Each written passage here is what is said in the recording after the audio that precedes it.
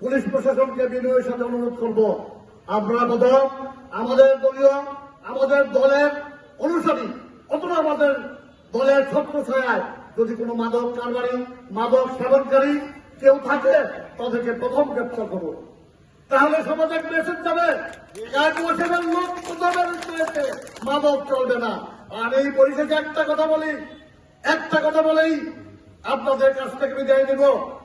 আপনারা দোয়া করবেন আপনাদের প্রিয় নেতা আলহাজ কাজী শাহ মোফাজ্জল হোসেন কায়কোবাদ যদি যা বলে তা করে, যদি বেঁচে থাকে আল্লাহর কাছে দোয়া করেন উনি যাতে হায়াত পায়। উনি এই দেশ থেকে বিশেষ করে রামচন্দ্র উত্তর দক্ষিণের মানুষের কাছ থেকে মাদক মুক্ত করবে ইনশাল্লাহ। আমি আমার বক্তব্য আর দীর্ঘায়িত না করে আমি পুলিশ প্রশাসনকে ধন্যবাদ জানিয়ে বিশেষ করে আমাদের বর্ষিয়ান নেতা সৈয়দপুর জিগরি সাহেব, উনি এই বয়সেও আমাদেরকে উৎসাহ দেওয়ার জন্য